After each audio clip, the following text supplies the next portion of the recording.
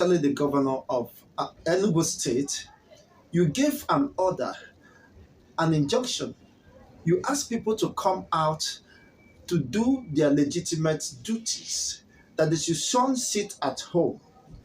And seeing that they comply totally to that sit at home, you should have taken time to know why is it that they are listening to Simon Ekpa, who is in faraway Finland, than you who assumes the position of governor over Anambra State? What is it that they jettisoned your directives? Why is it that they didn't comply to you? You that they can see, but they obeyed a man who is far away, Finland.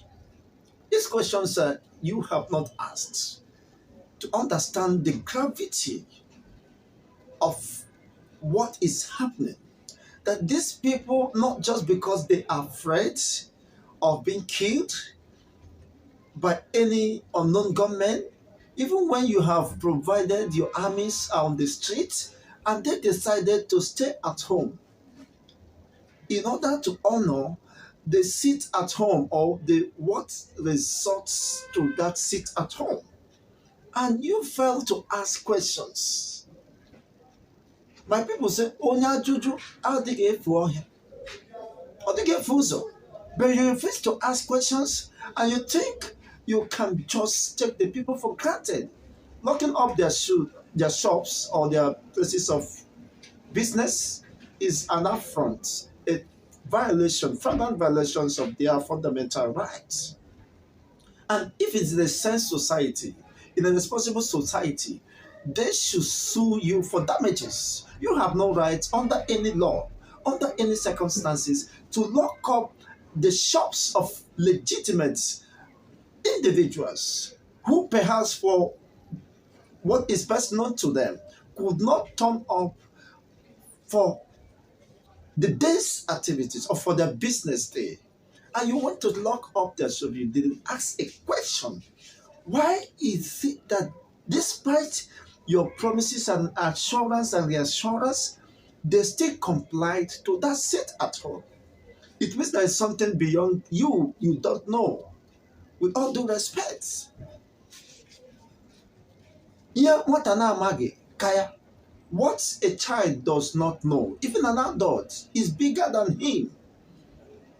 But unfortunately, you fail to understand. You fail to make inquiries, perhaps because of arrogance and because my people say that a patient dog eats the fattest bone.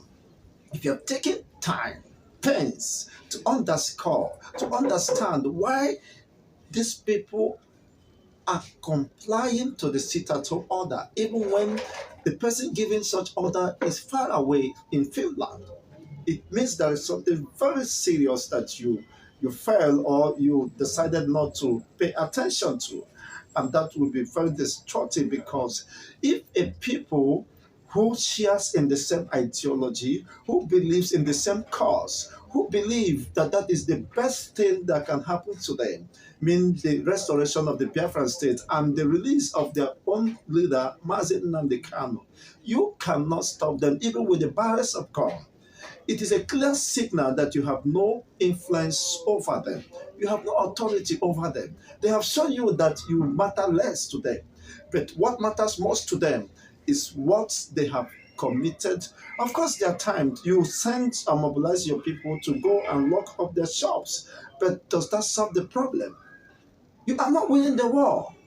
It's a clear indication that you have lost the war. You have been with the people before you assume the position of governorship, which is a subject of litigation, which is being challenged at the tribunal. Even when you are not even sure that certain that seat, of course, is sure for you.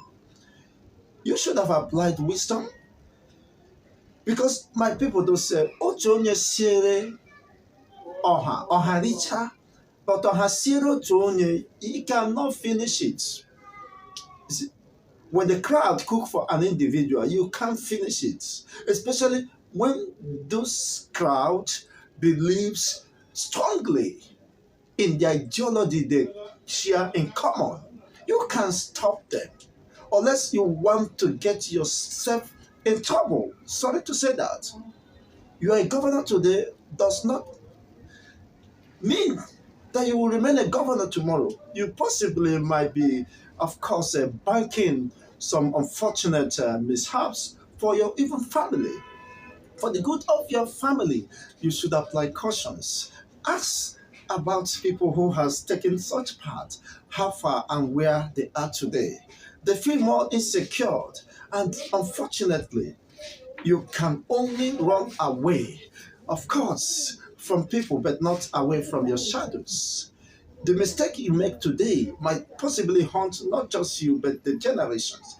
There are reasons. Let me see, why is Nigeria here today? Why is Nigeria in this quagmire, in this mess? In Western world, precisely Europe, children of or citizens or residents of European nations go to school without paying for tuition fee. Everything is free education, free medical care. Do you understand it? That is why society works. And you can't expect such society not to be happy with the government and with the system where they found themselves. Does such work in Nigeria? Somebody might claim that they pay taxes. Yes, they pay higher taxes, but those taxes reflect in the basic amenities that's being provided for their people. That is fundamental. We have oil as the sixth largest oil producing nations of the world. We and our people, Nigerian populace, are impoverished. When you have the political exposed persons living at large at the expense of the masses, and you still expect the masses, to believe you, you still expect the masses to believe the government that have not shown any interest or concern for their welfare and their life and security. It's rather unfortunate that we find ourselves here today. But the real matter is that when you push the people to the wall, you don't expect them to keep quiet. So I will want the governor of Enugu State, if he can see this and respond, let him apply cautions because positions might be intoxicating, but it's very destructive if you don't use it, utilize it to the betterment of your people.